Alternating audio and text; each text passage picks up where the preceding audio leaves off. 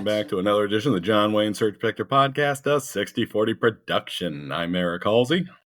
Alex Midway, we're running a day behind, so we're going to get this ball rolling right away, straight on of a Tesla ticker. No one cares about our lives. You guys are here for the news, and seeing as how we are your only source of information, we jump right on it. We left you at 440 on Tuesday. That bad boy fell all the way to 400, and it went up to 404 today. And it's down 10% ever since Elon got his giant payday. And every article that I read is some kind of a rationalization of what happened. Like, oh, this is what's happening. Like maybe people just don't trust Elon or the fact he got a giant payout. Like, why do we need to rationalize it? But they're saying it's because a bunch of tech stocks are losing value. Yeah, it could definitely also be that people have really grown to hate billionaires. So what are the chances we're going to love a trillionaire? Like, you're out there like sifting through like the discount meats bag, and this guy's like, I'm going to leave Tesla unless I get $1 trillion. Like, mother effer, like, I can't even buy meat. And this guy's like, I'm not even gonna come to work with anything less than $1 trillion. Yeah, it kind of makes you think, like, with $1 trillion, it's almost like you could build your own Epstein Island. Who says he doesn't? I mean, they all have yachts, little mobile islands by themselves. Oh, well, couldn't be happier for Tesla. It's almost like logic entered the market. I mean, it's gotta go back up next month. Absolutely. I mean, rich people are gonna be buying each other Teslas for Christmas. Well, and unless we get the news we're looking for at 9:45 tonight. We're out here on Klarna trying to save up for a Power Ranger figurine. This guy's like, new yacht. Who dis? Yeah. Maybe it's just people don't like Elon. Maybe the market's starting to see that, I don't know why it took them 2 years, but okay. It's like with Trump base. Like, every time they rationalize it, like, why are we not doing job numbers anymore for this month? It's like something Biden, and like, or maybe they're just horribly bad. Like, no, it's Joe Biden. Like, Jesus, man. Like, you guys keep at it. Yeah, did you see that? They're like, we're never going to see October's job report. Yeah, the way this goes, I think November might be in the tank, too. Not looking good for you, December. Just that magic 8 balls all we spitting out, not sure. Who dis? Just give up, our whole thing's replaced by like just a giant wheel that we spin. Like, great news. Like, fair enough, that's what we're going to tell them. Yeah, we're about to get that North Korea, like, Trump shot a perfect 18 on the course today, and everybody has enough food. Day 48 of fearless leader not pooping. Like, fair enough. I'm also doing the same thing, but that's because I don't have any food. Oh, I thought you were going to say that's because of your opioid-induced constipation. I mean, a little bit of column A, a little bit of column B. Oh, I'm sure there's a pill that they advertise on Fox that can help. Oh, it's actually, they gave me a bunch of powders for me to use, and I used that one time, like, after I got out of a hospital, and I was shotgun blasting toilet bowls. Never again. I still got 2 more of those packets, but I might play on somebody. If we ever make it to a championship or in fantasy, you're getting that at the bar. All right, and covering my drink around you like I was checking her 20s. What's that one Thanos meme? Like, I got everything I wanted. Like, but what did it cost you? Yeah. Lord. Let's stop a wholeheartedness and jump ahead to Ukraine. Today, Russia went ahead and launched their largest amount of drone strikes. They're out there just hitting actual Kiev. They're killing everybody out there. They're hitting residential buildings. And most of this is in response to the fact that Ukraine has finally got their Flamingos and the Trident missiles, and they've been striking U.S. refineries.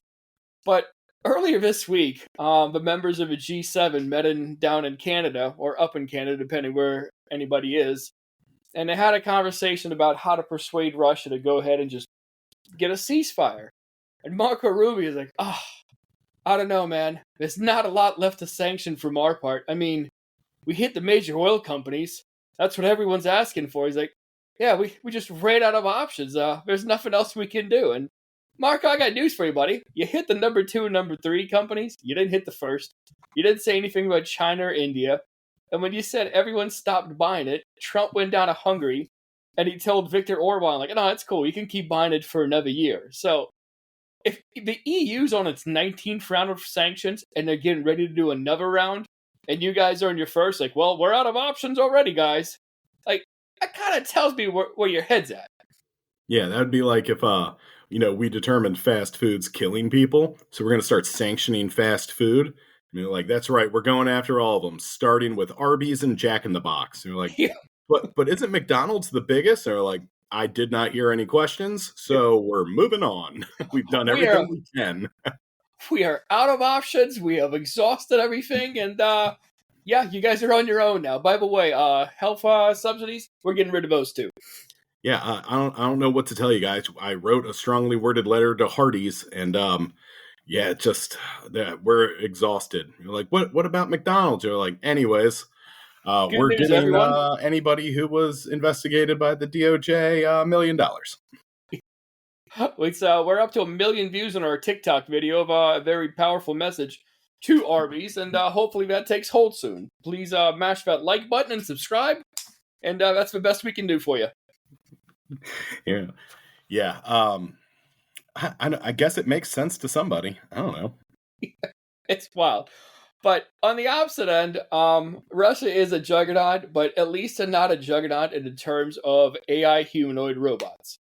And I believe I sent this video to you, and I'm going to leave a link at the bottom of today's episode for everyone else to watch it, because they went ahead and released their first AI humanoid robot, and it was out there, and they are literally playing the Gonna Fly Now Rocky theme as this thing walks out, and it's got two handlers on the side, and it does like two waves, then it starts stumbling forward, and it face plants like a college freshman at their first kegger, like straight down to the ground. It is amazing to watch. Yeah, it is fun. Unfortunately, we're gonna go ahead and assume both handlers are dead by now. They are definitely walked themselves into like an empty elevator shaft in Russia somewhere. Those guys are not seeing their families. No, They no, will no. at the bottom of that shaft. Yeah. I will say, after he face plants, wait another 6 seconds. They try to drag a black curtain out of the way, but it's tangled up. And the real MVP is the guy who got it untangled in one quick movement, and then just put up the sheet saying nobody saw anything. It's like the song hits a crescendo right as the giant towel guy comes out, tries to cover up the scene. Again, we'll leave a link down below in the show description. It is a blast to watch. Yeah, and it's also a definitely a different version of Gonna Fly Now. It's slower and a little bit more effeminate. So kind of an odd pull for Russia, but you know what? If we're going slow, that I want the next T-100, if it's coming out of Russia, to be slow and effeminate. Yeah. They Don't got trust Skynet. Skynet. Just a bunch of pink flamingo missiles, and next thing you know, they're out there making effeminate songs. Yeah, if we're going to play Terminator here, I would like him to be like that. Yeah. So that right there is pretty much going to be the last high point and happy thoughts of the episode, as we are about to get dark, real dark, because we're going to talk Israel today. And Israel's out there, and just like Russia's trying to steal their own AI robots, Israel's like, I know you guys had Abu Ghraib, but we're going to have another Abu Ghraib. We're going to have our own. And listen, it's essentially a prison for a bunch of people of war, and everyone has one. And the people that they employ in these places tend to be just the scum of the earth people. And in both places, just like in Israel and in Abu Ghraib, it was a bunch of reservists. And these people sit there and they think war is a beautiful thing, and they're not part of it. So anytime they see any sort of a combatant dragged in, they pretend that it's their job, it's their time to shine, and they just go bat-ass nuts on them. And this is exactly what happened down there. Yeah, I know at some point it hits your brain that prison can't possibly be miserable enough for someone, so you have to put on your own little extra twist to it. But yeah, I hope these scumbags are the first to get our Nuremberg trials. It's like There's being a Karen at a mall and working at a worker who can just leave and be like, man, F this job. I don't need this kind of punishment. And then there's being a prison guard and someone's already down on their luck. And you're like, you know what? I'm going to go ahead and get a little salt here and put it into the wound. And it's essentially what these people end up doing. Yeah, I mean, on the other side, I guess it's nice that these guys enjoy coming to work on a daily basis. But I would check with their parents and make sure all these people definitely like killed neighborhood animals growing up. These are all psychopaths that need. Yeah, when anyone at this prison got an actual magnifying glass, it went straight to the anthill. And after that, that was just the start of it. But anyone who's forgotten, Abu Ghraib was down in Iraq. Down there, it was exposed. Initially, it was exposed by Amnesty International in 2003. And then in June, and in July, they also had another article. And then the AP said something. And then it had a 60 Minutes thing in 2004. And then people actually saw photos and like, oh boy, that's some heavy duty stuff. And we had some pretty quick outrage. Like 17 people who some enlisted, some officers were removed. A guy who found to be doing the worst stuff, Charles Grainer, he was a specialist.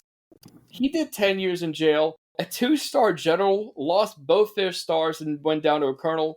And the president and Donald Rumsfeld went out and publicly apologized for the whole affair. Now, in Israel, it's similar stuff happening, but so far we haven't gotten to the public outcry and like this is bad. In today's topic, we're going to be talking about Unit 100. Have you heard of Unit 100? I have. So, for anyone who hasn't, so they're out there, they're in charge of his detention facility, and all this came out because someone released an actual video. So there's a video, it's a bunch of these guys, they have all the prisoners laying down there on the ground, and first they start kicking this dude. Then they go ahead and drag him. He's handcuffed behind the back. And they drag him to a part of the actual building, and they put up a wall of shields, so you don't see what's happening. And the fact that the actual wall of shields is there, like, that lets you know that they knew this was coming. And they then proceed to gang rape a man. And he has to go to the hospital. And he has to get multiple surgeries. Like, I had 3 breaks in my bones, and I was under a knife, and I was under for about 90 minutes. This guy, it took more than 1 surgery from all the stuff they did to him. Yeah, they say war is hell, and I think this one takes it a little over the top. Yeah, and it's not even being done on the battlefield like the fog of war, like, you know, like, oh my god, there's rounds coming up. I gotta think fast, like, next thing you know, you're popping a kid in the face. Like, okay, that one I can kind of get, like, you didn't know who's coming around that corner. But these people are just, like, in a peacetime spot. They're like, F it, like, these are Palestinians. Like, you know what we're going to do? We're going to beat them while he's handcuffed, and we're going to gang rape him. Like, Jesus, man. Yeah, I don't know. I mean, I'm assuming Israel's just giving them medals. Like, well, so let's get into that one and see what the reaction is. So the fact that this got out, it's the IDF's top lawyer. It's Major General Yefat Tomer Yerushalmi. Well, she was a Major General because she's no longer that. She went ahead, put that video out there, showing the abuse. She then gets put on leave, and before she comes back, she tenders her resignation. She also then afterwards goes missing because the whole like outcry, it's not like, oh man, our troops are messing up. No, they're like, F this woman. And do you know who the guy in charge of the defense in Israel is? No. His name is Israel Katz. Like, the dude's name is named after the effing country. And he comes out and he's like, anyone who spreads blood libels against the IDF troops is unfit to wear the Army's uniform. Like, it's not libel. Like, it's on freaking 4K. It's on video. Like, these dudes are just bashing a guy in handcuffs. Yeah, I don't think it's the bashing part that's so egregious, but yeah, all right, let's go with that. Yeah, the gang rape probably didn't help either. But another thing is, this has been going on for a while. And earlier on, when this first story broke, like, the Israeli police went down to the actual jail down there to question the reservists who are doing this. as they're trying to go, this is located on a military base. So these police go to a military base to go question these people. Far-right protesters and 3 members of Bibi's governing coalition break in to show the support for the guys beating prisoners on TV. Like, that's essentially if Trump did join the January 6 rioters. Yeah, that's it sounds like a Democratic hoax to me. I'm glad those proud patriots were there to show their support. Did you see the South Park? No, I haven't watched yet. It's one on AI, so it's AI videos, and that's going to be the next move. So give that one a shot. They did a great one this one around. It's almost foreboding with that Epstein file about to come out.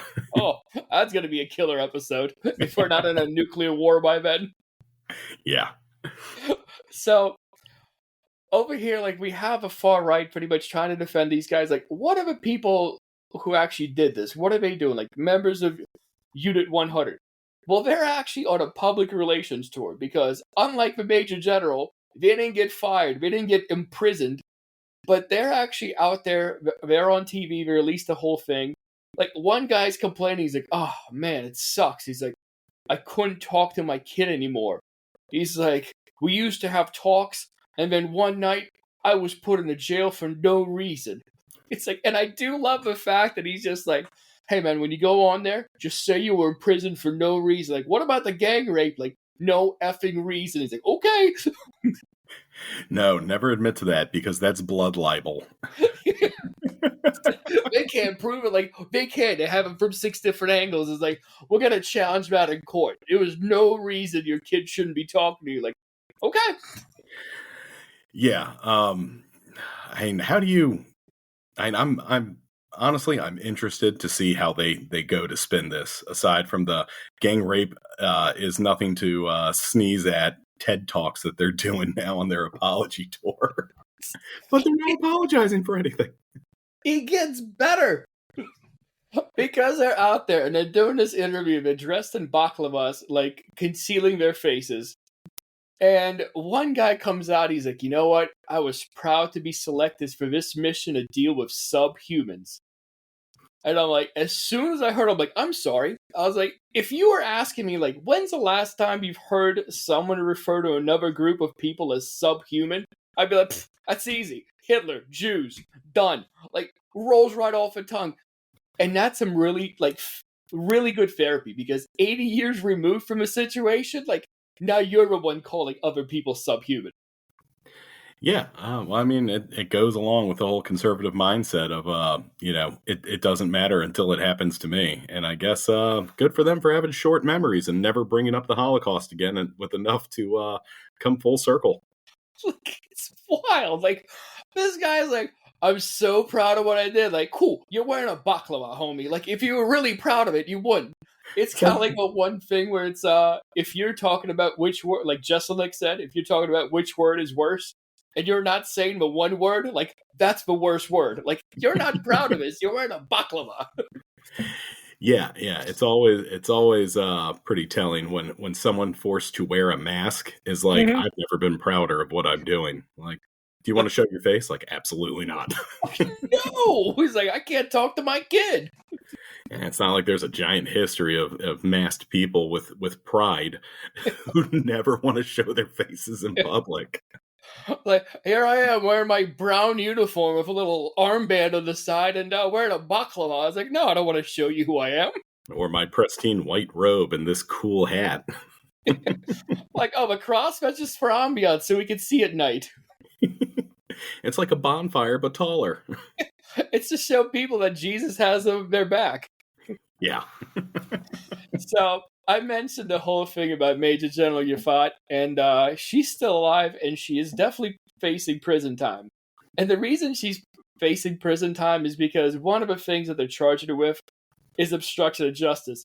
And I know I said this wouldn't be funny going on, but at a certain point, like, all you can do is laugh because I find that hilarious. That's the same thing, like, when Scott Bessent sent $40 billion to Argentina, and then he comes online, he's like, "You know what? I'm kind of a soybean farmer myself." And, like, he's referred to that. And then Israel's like, oh man, it's like she's out there obstruction of justice. Like, bro, you're trying to get these guys off the hook for beating people on like TV. Again, it's not the beating part that I think is is driving everyone insane, but also how do you bring more evidence out, like video 4K evidence, and it's obstructing? What justice are you obstructing? Like, all we have here is 4 different angles, and it's in 4K. It's like, but Dave may create a virtual reality experience from the eyes of a victim. Like, that's what I'll believe it happened. Like, how much more do you need? Yeah, unless AI has worked out the kinks on creating penetration, I don't know how this they're gonna spring this one out, but I'm waiting for it. I love to hear this answer about how she's obstructing. Let's bring this whole thing back home because I know we're dunking on people, but we shouldn't be because things aren't right at home either. And Pam Bondi is currently moving the full weight of the DOJ to go ahead and bring it down on something. And if you had said it's about the Epstein files, like, you are completely wrong on that one because on Thursday, the DOJ sued to block new congressional district boundaries approved by California voters last week. And her exact wording is, California's redistricting scheme is a brazen power grab and tramples on civil rights and mocks the democratic process. Again, it was done by the voters in a democratic way. Like, Governor Newsom's attempt to entrench a one-party rule and silence millions of Californians will not stand. Like, this is what you're going after? Yeah, I think Texas would like to raise their hand here, is what I'm saying. Yeah, Missouri, North Carolina, and also Ohio coming down the line. Like, there's a bunch of these, and like, all of this happened after the president came out and he said, I literally just want more votes. Newsom came out, he's like, hey man, I'm going to put it on the ballot. Do you guys want to redistrict things? And then he put it to a vote. And that's getting challenged by the Department of Justice. But when the president comes out, he's like, listen, I'm just giving tax cuts to billionaires. I can't lose. Give me more votes. Like, cool, we'll just make this happen. Like, that's going off without an issue. So we've talked about this before off air. Do like how we can never use the word patriot ever again. Just 'cause it's been like, are we gonna have to do that with the word justice? That girl ain't blind. She got LASIK and a crypto account. Yeah, that's wild, and can't wait to see him get smacked down in court. That's what's essentially what Newsom's guy said. He's like, listen, we beat him at the ballot box. We'll beat him in court too. Bring it. Yeah, future president. One can only hope we have another election. So hopefully we get that here sooner rather than later. After almost 50 days of waiting, MAGA Mike Johnson finally got around to swearing in Adelita Grabala. So better late than never, I guess. After an awkward swearing in, Adelita immediately signed the discharge petition to force the Epstein files released to a House vote. But before we start popping champagne bottles and dusting off our torches and pitchforks, the vote isn't exactly a slam dunk quite yet. Despite having enough signatures on the petition, Pedo-in-Chief isn't done hurling roadblocks onto the road of transparency he can't stop talking about.